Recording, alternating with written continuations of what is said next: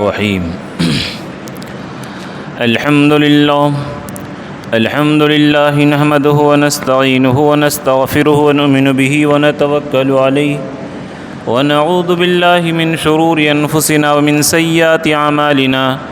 من يهد الله فلا مضل له ومن يضلل فلا هادي له ونشهد ان لا اله الا الله وحده لا شريك له ونشهد أن سيدنا مولانا محمدا عبده ورسوله الذي أرسله بالحق بشيرا ونذيرا وداعيا إلى الله بإذنه وسراجا منيرا أما بعد فأعوذ بالله من الشيطان الرجيم بسم الله الرحمن الرحيم وإذا سألك عبادي عني فإني قريب أجيب دعوة الداعي إذا دعاني فليستجيبوا لي وليؤمنوا بي لعلهم يرشدون وقال الله تعالى في موضع آخر واعبد ربك حتى يأتيك اليقين وقال النبي صلى الله عليه وسلم من خاف أدلجه ومن أدلج بلغ المنزل ألا إن سلعة الله الغالية ألا إن سلعة الله الجنة أو كما قال عليه الصلاة والسلام صدق الله العظيم وصدق رسوله النبي الكريم ونحن على ذلك لمن الشاهدين والشاكرين والحمد لله رب العالمين۔ میرے محترم بزرگ اور دوستو، رمضان کا مقدس مہینہ گزر چکا ہے اور یہ بات معلوم ہے کہ رمضان میں جو اللہ کی رحمت سمندر اور لامحدود برستی ہے، اسی طریقے اور غیر رمضان کے اندر قطرے کے مانند اور رمضان کے اندر سمندر کے مانند۔ اب یہاں پر بعض لوگوں کو شبہ ہو جاتا ہے کہ نعوذ باللہ، رمضان میں عبادت کا اہتمام تو کرنا چاہیے لیکن غیر رمضان کے اندر عبادت کا اہتمام نہ ہو تو کوئی حرج نہیں۔ نعوذ باللہ، یہ شیطان پٹی پڑھاتا ہے، یہ شیطان گمراہیت والا ذہن بناتا ہے۔ لیکن قرآن کریم کی آیت مبارکہ جو میں نے آپ کے سامنے تلاوت کی، اس آیت کے اندر اس شیطانی گمراہی کو اور شیطانی چال کو اللہ تعالیٰ نے چاک کر دیا اور اس شیطانی گمراہی کو اللہ تعالیٰ نے کھول کر کے بیان کر دیا کہ میرے بندو، جس طرح میں رمضان کے مہینے کے اندر تمہارے ساتھ قریب تھا، وَإِذَا سَأَلَكَ عِبَادِي عَنِّي، اللہ تعالیٰ اپنے نبی کو فرما رہے ہیں کہ اے نبی، آپ میرے طرف سے میرے بندوں کو یہ کہہ دیجئے کہ اگر کوئی میرے بارے میں پوچھے، وَإِذَا سَأَلَكَ عِبَادِي فَعَنِّي فَإِنِّي قَرِيب، کہ میرے بارے میں پوچھے تو آپ کہہ دیجئے کہ میں اللہ کے قریب ہوں۔ اور دوسری جگہ ہے وَنَحْنُ أَقْرَبُ إِلَيْهِ مِنْ حَبْلِ الْوَرِيدِ، کہ ہم انسان کے شہ رگ سے بھی زیادہ قریب ہیں۔ جس طرح اللہ کی ذات پر ایمان رکھنا ہے متشابہات میں سے ہے، اسی طرح اللہ کے قریب ہونے کا کیا مطلب ہے، اس پر ہمیں ایمان رکھنا ہے، اس کی تفصیل اور کیفیت کے اندر جانا نہیں ہے۔ تو نعوذ باللہ، اگر یہ شیطان پٹی پڑھائے کہ رمضان گزر گیا اب اس عبادت کی اہتمام کی ضرورت نہیں، اللہ تعالیٰ نے بندوں کو تسلی دی شروع سے کہ وَلِتُكْمِلُوا الْعِدَّةَ وَلِتُكَبِّرُوا اللَّهَ عَلَى مَا هَدَاكُمْ، کہ اگر بیماری کی وجہ سے یا سفر کی وجہ سے تم روزے نہیں رکھ پائے، فَعِدَّةٌ مِّنْ أَيَّامٍ أُخَرَ، تو عید کے بعد رکھ لو۔ اور وَلِتُكْمِلُوا الْعِدَّةَ، یعنی اس کے اندر یہ اشارہ ہے کہ جیسے کوئی بیماری کی وجہ سے روزہ نہیں رکھ پایا اور رمضان کے بعد قضا کرتا ہے تو انشاءاللہ ثواب اس کو وہی ملے گا، یا سفر کی وجہ سے نہیں رکھ پایا تو اس کو وہی ثواب ملے گا، یا عورتیں مجبوری کی وجہ سے اللہ کے قانون کی وجہ سے روزہ نہیں رکھ پاتی ہیں تو ان کو بھی رمضان کے بعد قضا کا وہی ثواب ملے گا، ان کو مایوس ہونے کی ضرورت نہیں ہے۔ وَلِتُكْمِلُوا الْعِدَّةَ،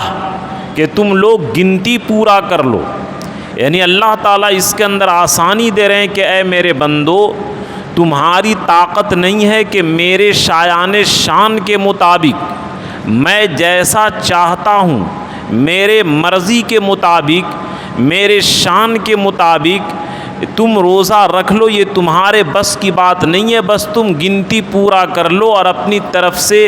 جتنی ہو سکے معصیت سے اور گناہوں سے بچو. تم گنتی پوری کر لو، یہ تمہارے لیے کافی ہے. یعنی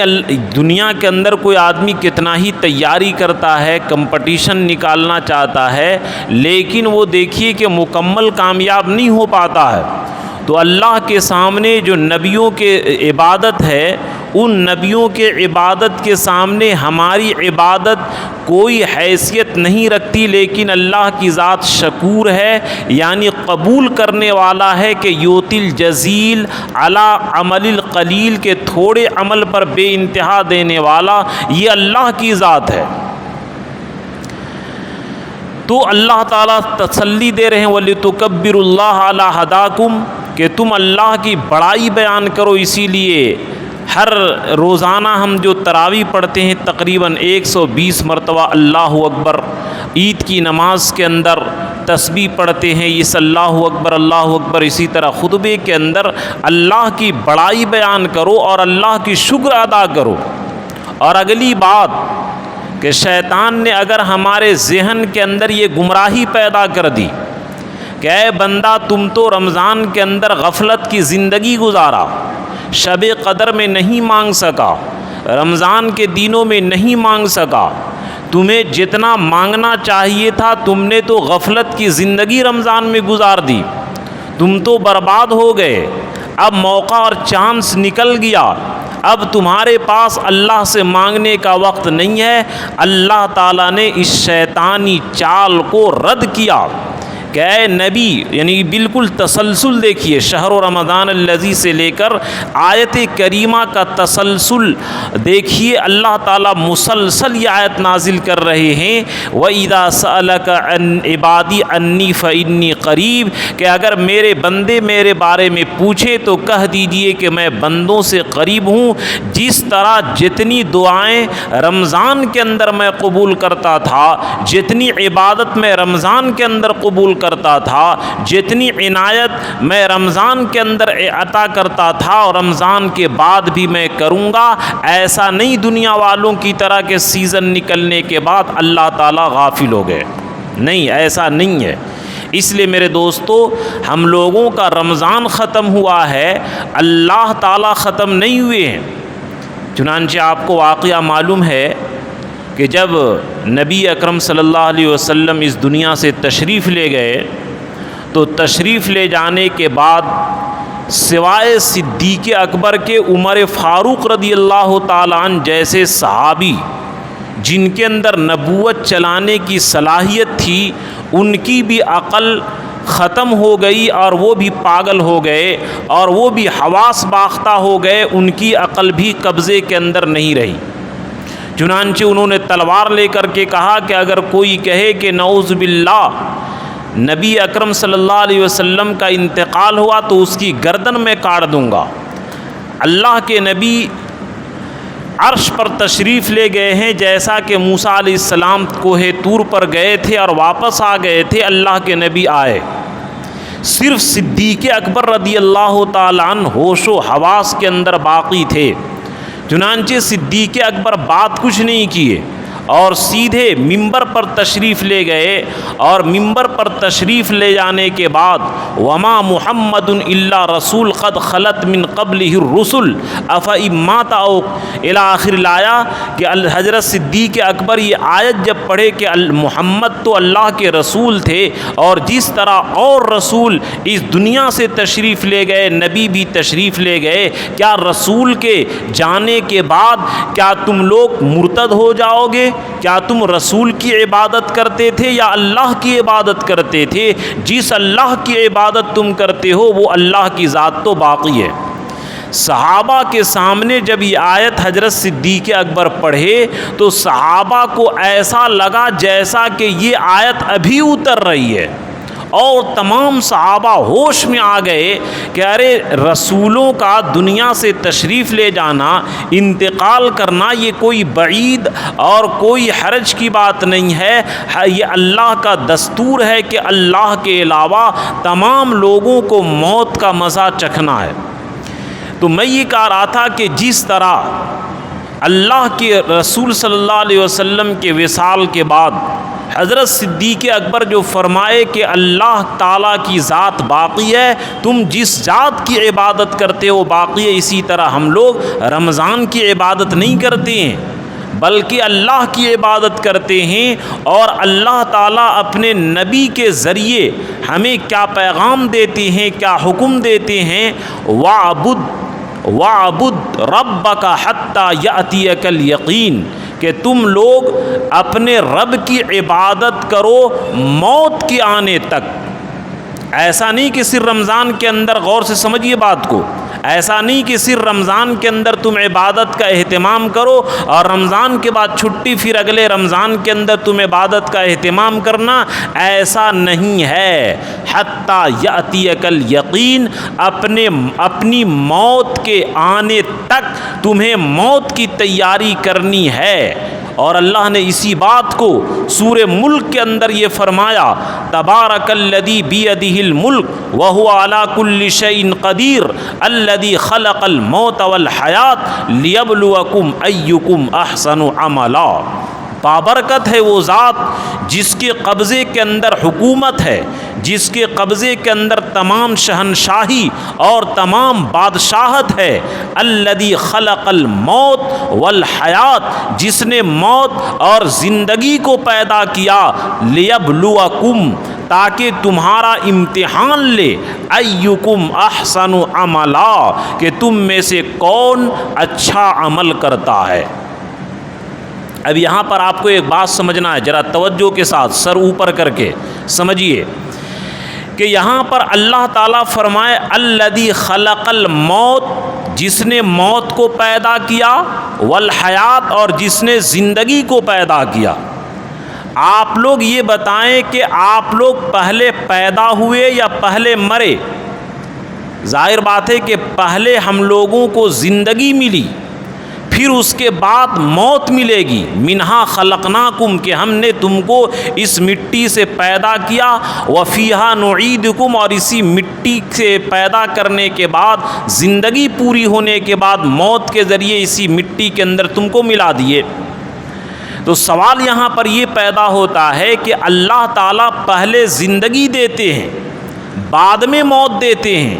لیکن قرآن کریم نے ترتیب کو الٹ دیا، پہلے موت کو بیان کیا اور زندگی کو بعد میں بیان کیا۔ اس کی وجہ کیا ہے؟ چنانچہ علماء مفسرین اس آیت کریمہ کے ذیل میں جو نقطے کی بات، پوائنٹ کی بات جو لکھتے ہیں وہ سنیے غور سے، وہ غور سے سننے کی بات یہ ہے، مفسرین کرام اس آیت کریمہ کے ذیل میں لکھتے ہیں کہ اللہ نے پہلے زندگی پھر موت دیا، لیکن قرآن نے ترتیب کو الٹ دیا کہ پہلے موت کا تذکرہ پھر زندگی کا تذکرہ کیا۔ ایسا کیوں؟ اس کی وجہ فرماتے ہیں کہ جو آدمی موت کو یاد رکھے گا، موت کو ذہن میں رکھے گا، موت کی تیاری کرے گا، مرنے کے بارے میں ہمیشہ فکر رکھے گا، اس زندگی کے بعد آنے والی زندگی کی تیاری کرے گا، تب ہی اس آدمی کی زندگی صحیح سے گزر سکتی ہے، ورنہ اس آدمی کی زندگی صحیح نہیں گزر سکتی ہے۔ یعنی موت کو یاد رکھنا، موت کی یاد پر ڈیپینڈ کرتا ہے زندگی صحیح گزارنے کی۔ بغیر موت کی تیاری کی آدمی صحیح زندگی گزار ہی نہیں سکتا ہے۔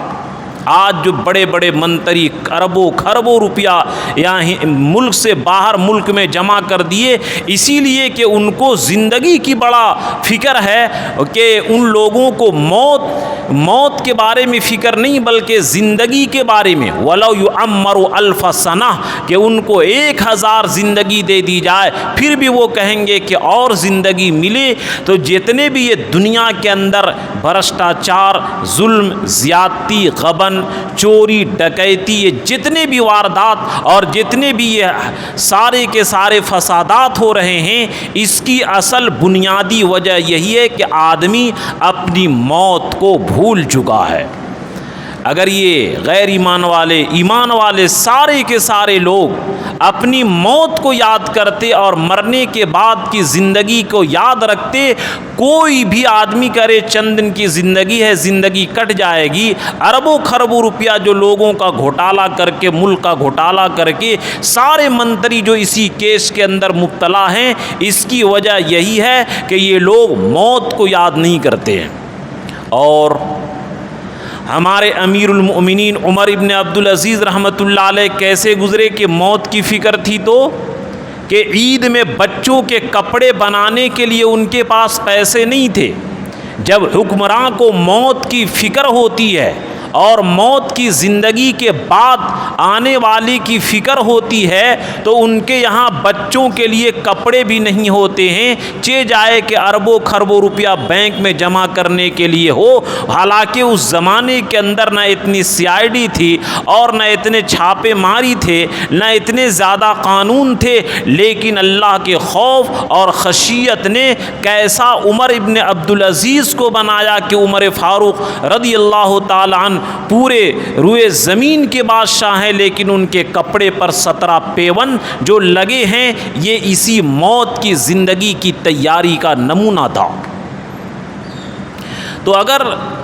تو یہ میں کہہ رہا تھا کہ رمضان گزرا ہے، جو ذات جس صفت کے ساتھ، جس الوہیت کے ساتھ، جس طاقت کے ساتھ، جس ربوبیت کے ساتھ اور جس الوہیت کے ساتھ اللہ کا وجود رمضان کے اندر تھا، اسی صفت کے ساتھ، اسی الوہیت کے ساتھ، اسی ربوبیت کے ساتھ، اسی عبودیت کے ساتھ اللہ کی ذات باقی ہے۔ رمضان ختم ہوا ہے، اللہ کی ذات ختم نہیں ہوئی ہے۔ وَإِذَا سَأَلَكَ عِبَادِي أَنِّي فَإِنِّي قَرِيب، کہ میرے بارے میں بتائیے کہ میں بندوں کے قریب ہوں، اور جب بھی مجھ کو پکارے گا میں اس کی پکار کو ہمیشہ سنوں گا۔ فَلْيُؤْمِنُوا بِي، لہذا بندوں کو چاہیے کہ مجھ پر ایمان رکھیں، فَلْيَسْتَجِيبُوا، اور میرے احکام کو پورے کریں، لَعَلَّهُمْ يَرْشُدُونَ، تاکہ ایسے بندے ہدایت کے راستے پر چلیں۔ یعنی اس لَعَلَّهُمْ يَرْشُدُونَ کے لفظ سے پتہ چل رہا ہے، آیت سے پتہ چل رہا ہے کہ اگر کوئی صرف رمضان کے اندر عبادت کا اہتمام کرے اور رمضان کے بعد چھوڑ دے تو یاد رکھیے کہ ہدایت پر وہ نہیں چل سکتا ہے۔ ہدایت پر چلنے کے لیے شرط ہے وَعْبُدْ رَبَّكَ حَتَّى يَأْتِيَكَ الْيَقِينُ، کہ موت تک تم اپنے رب کی عبادت کرو۔ اور ہم لوگ 24 گھنٹہ ایگزام ہال کے اندر گویا بیٹھے ہیں۔ الذی خلق الموت والحیات لیبلوکم ایکم احسن عملا، کہ 24 گھنٹہ تم لوگ امتحان کے اندر بیٹھے ہو۔ جس طرح ایک امتحان لکھنے والا طالب علم نہایت بیدار مغز، چوکنا، ہوشیار رہتا ہے، اسی طرح ہمیں نہایت ہوشیاری والی زندگی گزارنے کی ضرورت ہے۔ یعنی رشتہ داروں سے ملیے، سب کچھ کیجیے، لیکن ایسا نہ ہو کہ رشتہ داروں سے ملاقات میں 2-3 بجے تک گپ سڑا کے ہنسی مذاق ہو اور فجر کی نماز گول ہو جائے، ایسا نہیں ہونا چاہیے۔ تو اس لیے میرے دوستو، رمضان میں جس طریقے سے ہم لوگ عبادت کے اہتمام کرتے تھے، غیر رمضان کے اندر بھی، کہ عورتیں اپنے گھر کے اندر 5 وقت نماز وقت کے اوپر پڑھیں، اسی طرح مرد حضرات 5 وقت جماعت کے ساتھ مسجد میں نماز پڑھنے کی کوشش کریں۔ رمضان کے بعد جو روٹین ہونی چاہیے زندگی کی کہ 5 وقت نماز جماعت کے ساتھ مسجد میں پڑھنے کی کوشش کریں۔ سب کریں گے انشاءاللہ۔ اسی طرح پوری کوشش کریں کہ جماعت کے ساتھ نماز پڑھیں۔ رمضان ختم ہوا ہے، اللہ کی ذات باقی ہے، غیروں کی طرح نہیں کہ موسم میں عبادت کر لیے پھر چھٹی، ایسا نہیں۔ عبد کا لفظ استعمال کیا ہمارے بندے ہمارے بارے میں کہ ایک ہوتا ہے نوکر ملازم اسٹاف اور ایک ہوتا ہے غلام. دونوں کے اندر فرق سمجھیے. نوکر اسٹاف اور ملازم کا مطلب یہ ہے کہ 6 گھنٹہ ڈیوٹی آپ کے یہاں کرے گا, اس کے بعد آزاد ہے, وہ کچھ بھی کرے آپ کچھ نہیں بول سکتے ہیں, جہاں چاہے جا سکتا, آپ کو ڈیوٹی کا وقت اس سے وقت چاہیے. اور ایک ہوتا ہے عبد غلام. غلام کا مطلب یہ ہوتا ہے کہ 24 گھنٹہ اگر وہ کمائے گا بھی تو آقا کا پیسہ ہو جائے گا, بغیر آقا کی اجازت کے سفر نہیں کر سکتا, جا نہیں سکتا, یہاں تک کہ اس کے اوپر جمعہ بھی واجب نہیں ہوتا ہے. یہ غلام ہے. تو ہم لوگ اللہ کے ملازم اور نوکر نہیں ہیں. اللہ نے بار بار ہمیں کہا یا عبادی فتقون یا فرحبون کہ اے میرے بندو مجھ سے ڈرو اور میری عبادت کرو. فادخلی فی عبادی, اے میرے بندوں میں داخل ہو جاؤ. اللہ نے ہمیں عبد اور غلام بنایا ہے, ملازم اور اسٹاف نہیں بنایا ہے. 24 گھنٹہ کھانا کیا اس اٹھنے سے لے کر کے سونے تک ہنسی خوشی تمام ماحول کے اندر 24 گھنٹہ ہم اللہ کے یہاں جواب دہ ہیں. یہ ہمیں اپنے ذہن میں بیٹھانے کی ضرورت ہے. غیروں کی طرح ہم آزاد نہیں کہ یہ چند گھنٹے عبادت کر لیے بعد میں جو چاہیں کرے, ایسا نہیں, بلکہ 24 گھنٹہ ہم اللہ کی غلامی میں اور اللہ کی نگرانی کے اندر ہے. ان ربک لبالمرصاد, کہ تمہارا رب تمہارے گھات میں لگا کر کے بیٹھا ہے. جس طرح ایک شکاری شکار کرتا ہے تو شکار کا گھات لگاتا ہے, شکار کے اوپر نظر رکھتا ہے, اسی طرح تمہارا رب تمہارے 24 گھنٹہ کے عمل کے بارے میں نظر رکھتا ہے. تم آزاد نہیں ہو بلکہ ہر ایک چیز کا تمہیں حساب دینا پڑے گا. ما لنا لا یغادر صغیرۃ ولا کبیرۃ الا احصاها, کہ جس دن ہم لوگ کہیں گے کیا ہو گیا اس نام اعمال کو کہ ساری غلطی کو, بڑی چھوٹی سارے گناہوں کو اس نے لکھ دیا ہے. تو نمبر 1 نماز کی پابندی اور نماز کا اہتمام کریں. نمبر 2 روزانہ تلاوت کا اہتمام کریں. حافظ ہوں تو 3 پارہ, غیر حافظ ہوں تو 1 پارہ, 1 پارہ نہ صحیح تو آدھا پارہ, پاؤ پارہ, 1-2 رکوع جو بھی ہو, روزانہ قرآن کی تلاوت کا اہتمام کریں. اس کے ذریعے ایمان کی ترقی اور اللہ کی قربت اور اللہ کی نزدیکی حاصل ہوگی. اسی طرح 3 تسبیح کی پابندی صبح شام. اسی طرح 24 گھنٹہ دعاؤں کا معمول, کہ استنجا سے نکلنے کا, کھانے کا. اب لوگ کہتے ہیں کہ گھر میں برکت نہیں ہے. ہم ابھی پھولپور گئے ہوئے تھے تو ایک آدمی آیا اور شکایت کیا حضرت دامت برکاتہم سے کہ حضرت میں دوسرے کے گھر جب جاتا ہوں تو نیند بھی اچھی آتی ہے, اسی طریقے سے کھانا بھی اچھا کھاتا ہوں, لیکن جب اپنے گھر میں آتا ہوں تو نہ نیند آتی ہے نہ کھانا اچھا لگتا ہے. تو بزرگان دین چونکہ وہ کسی بزرگ کے تربیت میں رہ کر کے اپنے دل کی اصلاح کرتے ہیں, انہوں نے کہا کہ ایسا کرو, جب تم گھر کے اندر داخل ہو تو سب سے پہلا کام السلام علیکم کہہ کر کے گھر میں داخل ہو. اسی طرح گھر میں جو داخل ہونے کی دعا ہے, اللہم انی اسألک خیر المولج و خیر المخرج, بسم اللہ ولجنا و بسم اللہ خرجنا وعلی اللہ ربنا توکلنا. اللہم انی اسألک خیر المولج, اے اللہ میں بہترین داخلہ چاہتا ہوں کہ گھر میں جاؤں تو تمام بال بچوں کو خوش دیکھوں. ایسا نہ ہو کہ کوئی ہاتھ پیر کسی کا ٹوٹ جائے, آنکھ پھوٹ جائے, کسی کا نعوذ باللہ حادثہ ہو جائے. نہیں, اللہم انی اسألک خیر المولج, کہ بہترین داخلہ چاہتا ہوں, و خیر المخرج, اور گھر سے نکلوں تو بہترین یہ زندگی کے ساتھ خوش و خرم, ایسا نہ ہو کہ ہاسپیٹل لے کر کے کسی کو جانا پڑے. بسم اللہ ولجنا، اے اللہ آپ کے نام سے میں گھر میں داخل ہوتا ہوں، بسم اللہ خرجنا، اور آپ کے نام سے اے اللہ میں نکلنا چاہتا ہوں، اور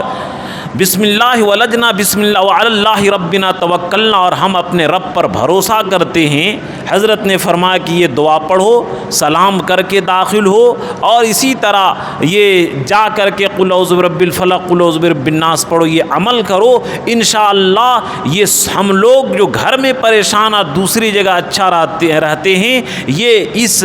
سنت کے چھوڑنے کی نحوست اور عذاب ہے۔ ہم لوگ اس سنت کو یہ ہلکا سمجھتے ہیں،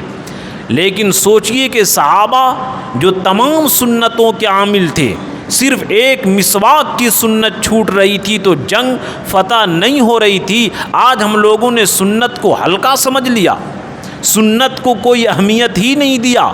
اور نام لے لیا حدیث کا، اور حدیث کے آڑ میں نبی کی سنت کو چھوڑتے ہیں۔ میرے دوستو، یہ امت بغیر سنت کی پابندی کے کبھی بھی ترقی کر ہی نہیں سکتی ہے۔ اللہ کے رسول نے علیکم بسنتی و سنت الخلفاء الراشدین المہدیین کہ نبی کی سنت پر چلنا پڑے گا۔ نبی کی ایک ایک سنت جو کیا ہے، نماز کی ہو، کھانے کی ہو، پہننے کی ہو، ساری چیزوں کی سنت ہم ادا کریں۔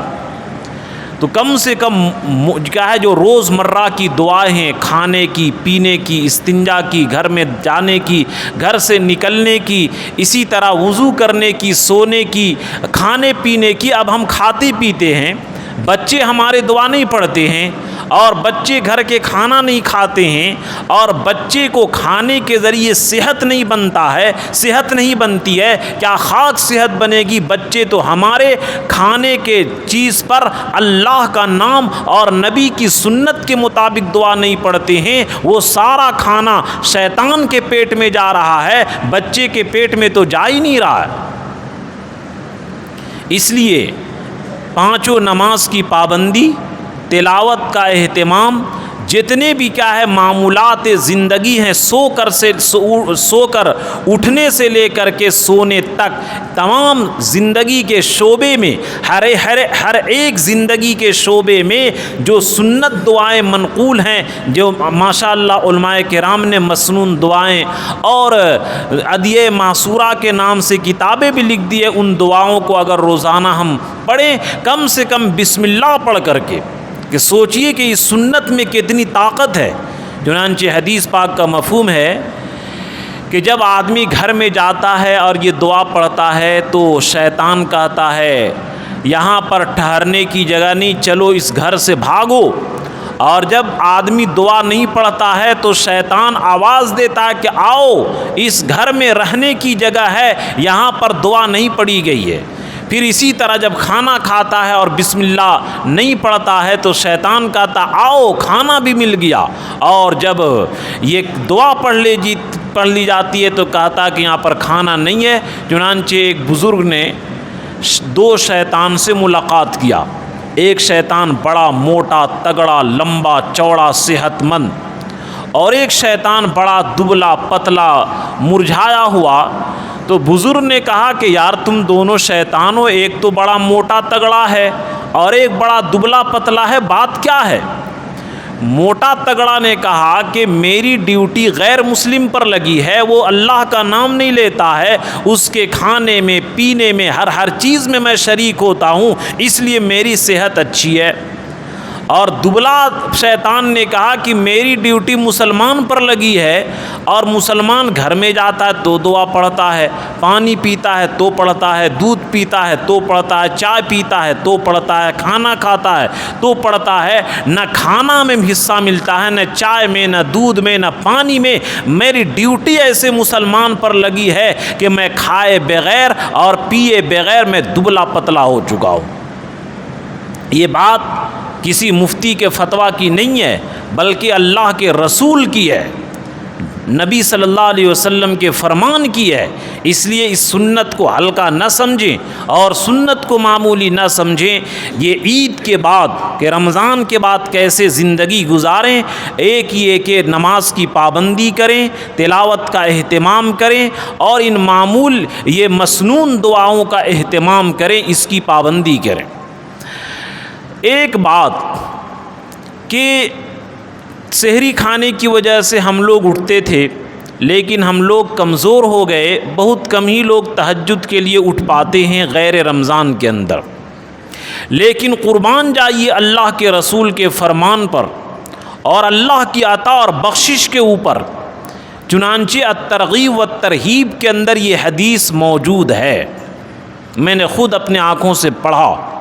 اور میرے پاس وہ کتاب موجود ہے الترغیب والترہیب۔ علامہ منذری رحمۃ اللہ علیہ اس کے اندر ایک حدیث نقل کرتے ہیں کہ جو آدمی عشاء کی فرض کے بعد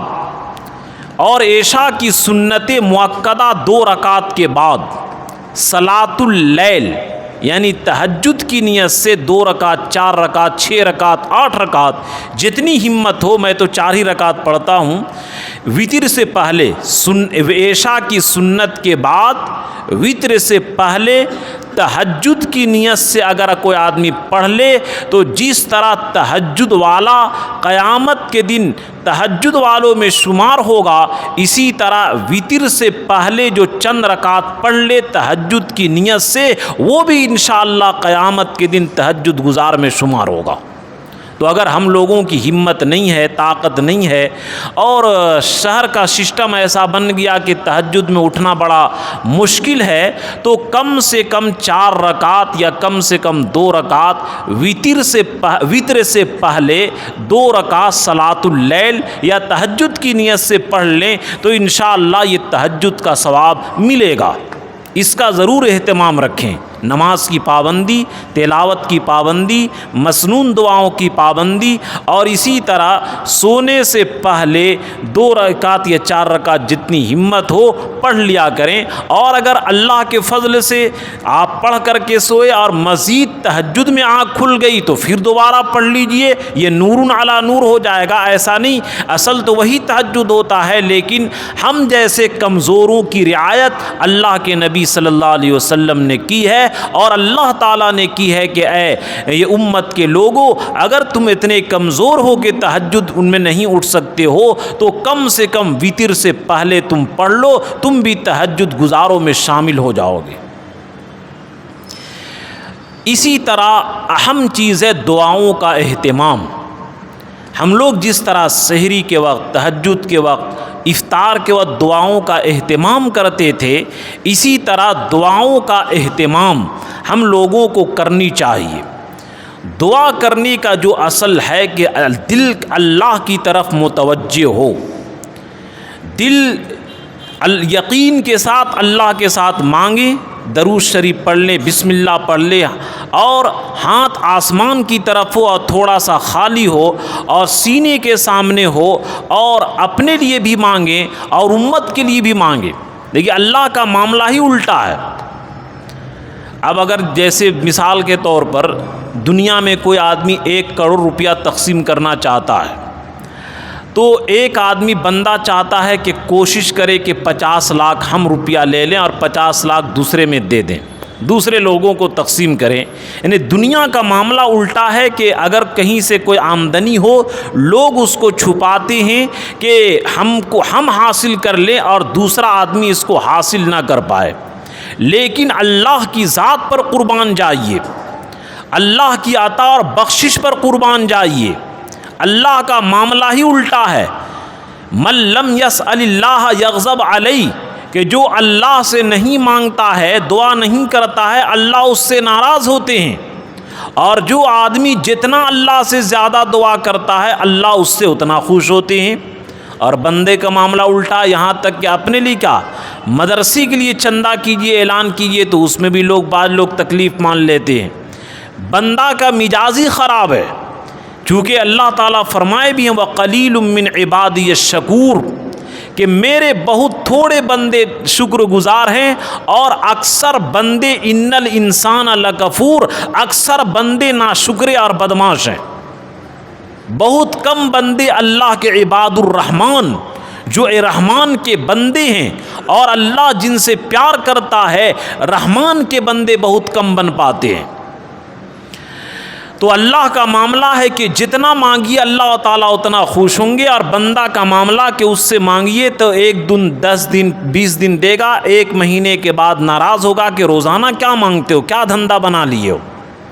اور اللہ سے جتنا زیادہ مانگیے، بلکہ اللہ تعالیٰ کی برکت سے کہ جو آدمی جتنا دعا مانگتا ہے لوگ اس کی الٹی عزت کرتے ہیں کہ حضرت میرے لیے بھی دعا کر دیجئے کہ میرا کام آسان ہو جائے۔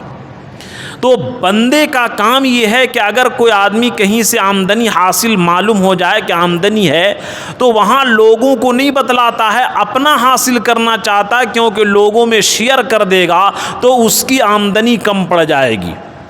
لیکن اللہ کی ذات پر قربان جائیے، اللہ کی عطا اور بخشش کے اوپر اللہ تعالیٰ فرماتی ہیں کہ جو آدمی اپنے بھائی کے لیے غائبانہ طور پر دعا کرتا ہے کہ اللہ فلاں کو صحت دے دے، فلاں کے قرضے کو اتار دیجئے، فلاں کے پریشانی کو دور کر دیجئے، امت محمدیہ کی مغفرت فرما دیجئے، فلاں کے یہاں شادی نہیں ہو رہی اس کے شادی کرا دیجئے، فلاں کی یہاں ناجائز مقدمات میں لوگ پھنسے ہیں ان کو بری کر دیجئے، اللہ تعالیٰ کہتے ہیں کہ ایک فرشتہ کو ڈیوٹی لگا دیتے ہیں کہ اے فرشتہ، یہ بندہ اپنے لیے نہیں مانگتا ہے بلکہ دوسرے کے لیے مانگتا ہے، اس لیے تم یہ کہا کرو وَلَكَ مِثْلَهُ کہ تم کو بھی اتنا ملے گا۔ تم جو دوسرے کے صحت کے لیے، عافیت کے لیے، نکاح کے لیے، قرض کی ادائیگی کے لیے، پریشانی کے دوری کے لیے اور مغفرت کے لیے جو دوسرے کی دعا کرتے ہو، فرشتہ کہتا ہے کہ تم کو بھی اتنا ملے، اور فرشتے اس پر آمین کہتے ہیں۔ یعنی اللہ کی عطا اور بخشش کو دیکھیے میرے دوستو، کہ دنیا میں چندہ جو ملتا ہے تو لوگ اس کو چھپاتے ہیں تاکہ مجھے زیادہ ملے، بٹ زیادہ نہ جائے، لیکن اللہ کا معاملہ ہی الٹا ہے کہ تم جتنا زیادہ اس دعا کو پھیلاؤ گے، جتنا زیادہ امت کے لیے تم مانگو گے، تمہارے حق میں ہم اتنی ہی زیادہ اس کو قبول کریں گے۔ اس سے پتہ یہ چلا، یہ مسئلہ معلوم ہوا کہ اگر ہماری دعا قبول میرے حق میں نہیں ہو رہی، جیسے مثال کے طور پر ہم بیمار ہیں اور ہم اپنی شفا مانگ رہے ہیں، صحت مانگ رہے ہیں، تو ہم دوسرے کے لیے دعا کریں کہ اللہ فلاں صاحب کو، فلاں جو بیمار ہیں ان کو شفا عطا کر دے، فرشتے آپ کے لیے کہیں گے کہ اللہ فلاں کو بھی دے، شفا دے دیجئے دعا مانگنے والے کو، تو اس کی برکت سے آپ کو بھی شفا مل جائے گی۔ اسی لیے یہیں سے بعض لوگ بیچارے گمراہ ہو گئے اور کہتے ہیں کہ مزار وغیرہ پر سجدہ کرنا چاہیے، کیونکہ دنیا میں جب کسی بادشاہ کے پاس جاتے ہیں تو چوکیدار سے ملتے ہیں، اس کے پی اے سے ملتے ہیں، اس کے بغیر نہیں مل پاتے ہیں۔ بلکہ دوسرے علماء بھی لکھے ہیں کہ اگر کوئی آدمی اللہ کی بادشاہت کو دنیا کے بادشاہوں جیسا سمجھتا ہو تو وہ کافر ہو جائے گا۔ لیس کمثلہ شیء، جس طرح اللہ کی ذات میں کوئی شریک نہیں ہے، اسی طرح اللہ کی حکومت میں اور اللہ کی بادشاہت میں بھی کوئی شریک نہیں ہے۔ جس طرح اللہ کی ذات کو ہم براہ راست کہتے ہیں الحمدللہ رب العالمین، اللہ کہتے حمدنی عبدی کہ میرے بندہ نے میری تعریف کی، تو میں بات اس پر سمجھا رہا تھا کہ اللہ کا معاملہ بندوں جیسا نہیں ہوتا ہے، اللہ کا معاملہ اپنی شایان شان کے مطابق ہوتی ہے۔ ہم اللہ کی ذات کو نہیں سمجھ سکتے ہیں، اللہ کی صفات کو نہیں سمجھ سکتے ہیں، اللہ کی عطا اور جود و سخا کو بھی ہماری عقل میں نہیں آ سکتی ہے۔ اللہ تعالیٰ کہتے کہ اے میرے بندو مانگو مانگو، اگر کیا ہے پوری کائنات مل کر کے مجھ سے مانگے، اللہ چنانچہ یہ حدیث قدسی ہے کہ یا ابن آدم، کہ اے آدم کی اولاد، تمام کائنات جمع ہو جائے، ان جنات میں سے، انسان میں سے، آدم سے لے کر قیامت تک آنے والے تمام کائنات کے انسان، جنات اور چرند پرند سارے کے سارے جمع ہو جائے، اور سب عربی والے عربی میں، فارسی والے فارسی میں، ترکی والے ترکی میں، انگریزی میں، ہندی میں، فارسی میں، جتنی بھی زبانیں ہیں، کوئی پکار کر کے، کوئی زور سے کہہ کر کے، کوئی دل اور تمام کائنات کے لوگ مانگیں، اور ہر ایک کو میں اس کی خواہش کے مطابق، یہ بھی جملہ سنیں